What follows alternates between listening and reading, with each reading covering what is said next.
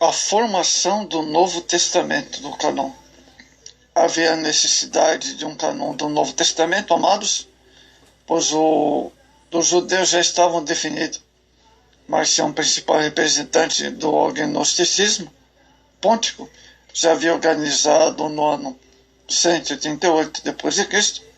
uma lista de livros autorizados segundo sua convivência. Detinham apenas as cartas de Paulo, sem as pastorais e os evangelhos.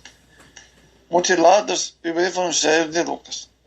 Mutiladas todas as passagens que apresentavam Jesus como Filho de Deus de Israel, revelado no Antigo Testamento. A iniciativa desse herege ou heresiarca acelerou o processo de seleção dos livros cristãos. Outro fator importante era a avalanche de literatura espúria que circulava entre os cristãos, confundindo-os, pois algumas igrejas orientais chegaram a usar certos apócrifos nos cultos. O imperador romano Diocleciano, no ano 303, já havia determinado a destruição dos livros sagrados por perseguição. Assim, convinha saber quais eram as autênticas obras cristãs, pois quem estaria disposto a morrer por uma obra de procedência duvidosa?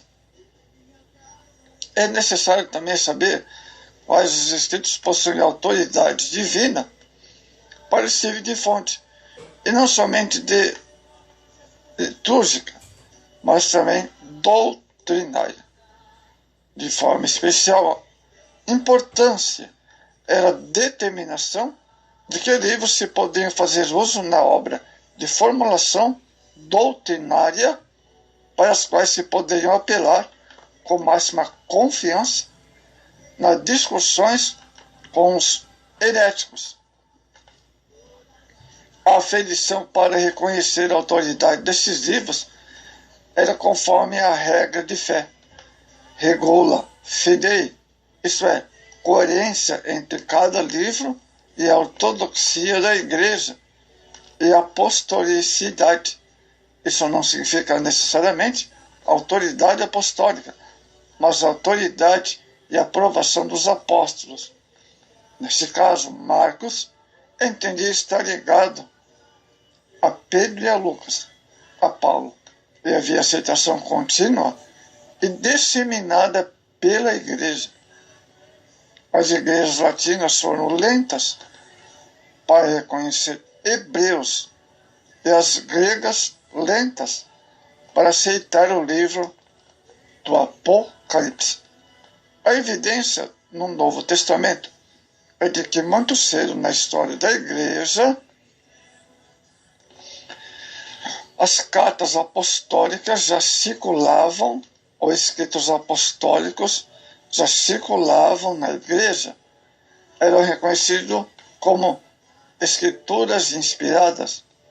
O apóstolo Paulo faz uma citação dos evangelhos juntamente com a do Antigo Testamento. Porque diz a escritura: não ligarás a boca ao boi que debulha, é digno obreiro do salário. 1 Timóteo 5:18.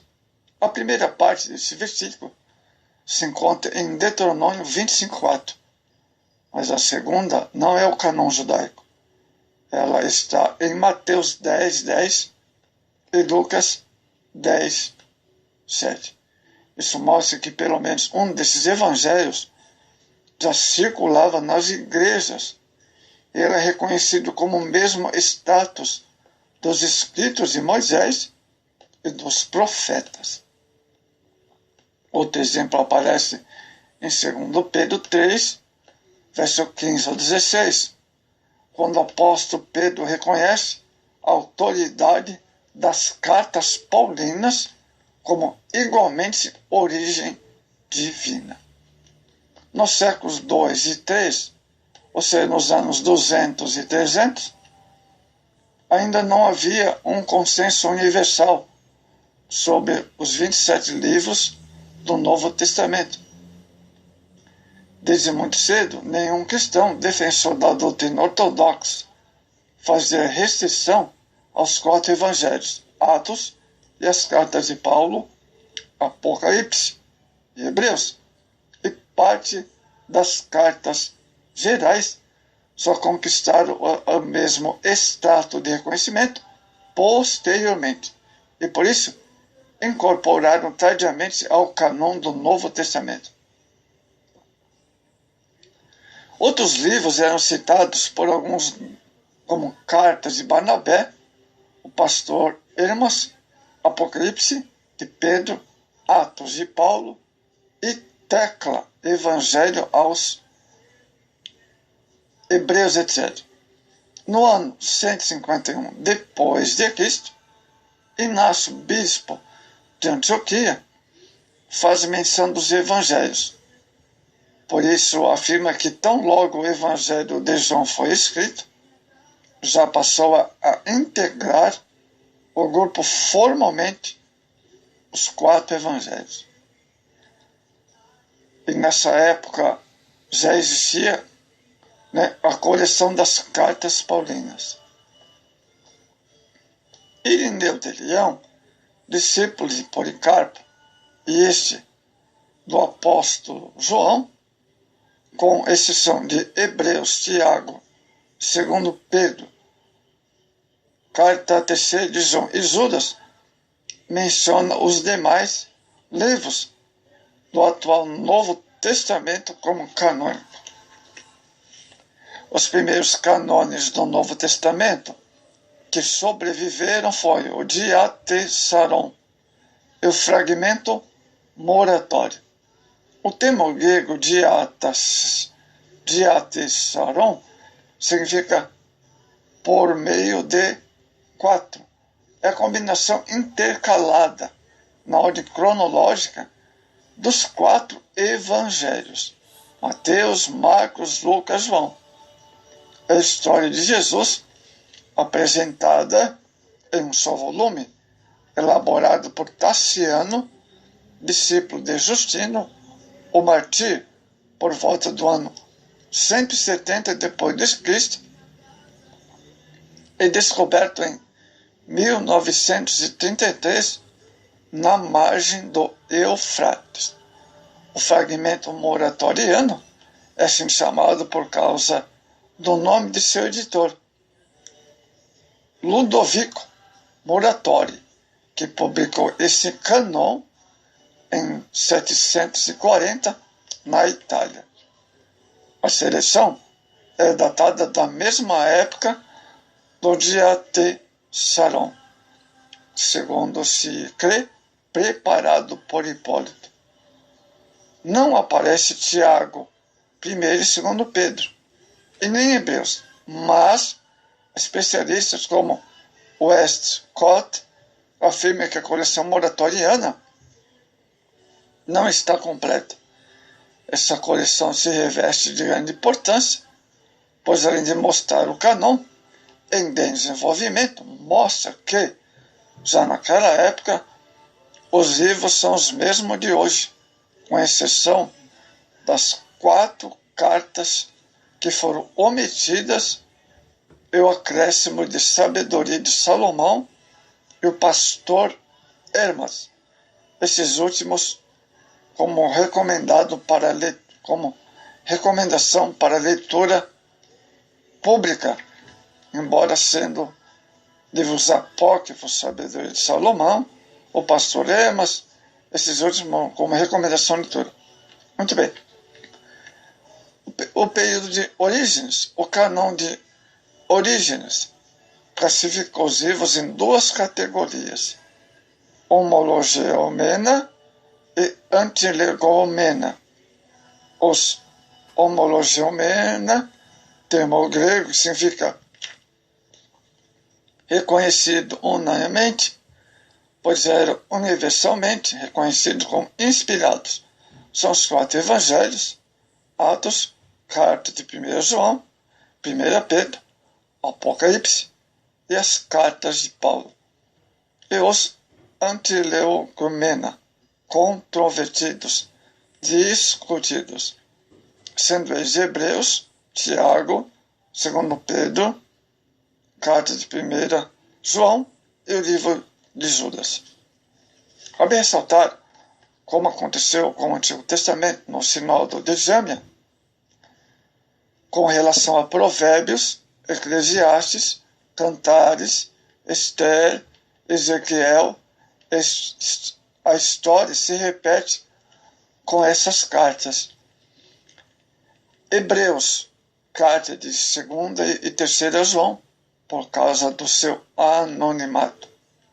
2 Pedro, por causa da diferença de estilo em relação à sua primeira carta, o que gerou dúvida quanto à paternidade literária, e Judas, por causa das citações de obras pseudigrafas, como citação de Assunção de Moisés, verso 9, e Enoque, verso 14. O cânon de Eusébio de Cesareia classifica em 3 categorias: reconhecidos, discutidos e espúrios. Os reconhecidos homologomena são os 4: Evangelhos, Atos, Cartas de Paulo, incluindo Hebreus, 1 Pedro, 1 João e Apocalipse. Os discutidos ou antilegomena são Tiago, Judas, 2 Pedro, 2 e 3 João. Os espúrios são Atos de Paulo e Tecla, o pastor Emas, Apocalipse de Pedro, Carta de Barnabé, Didaquê e Evangelho segundo os Hebreus. Amados, o documento mais antigo que apresenta os 27 livros do Novo Testamento é datado do ano 367 depois de Cristo, numa carta escrita por Atanásio. A autoridade divina desses escritos é reconhecido pelas igrejas destinatárias na época em que foram produzidas.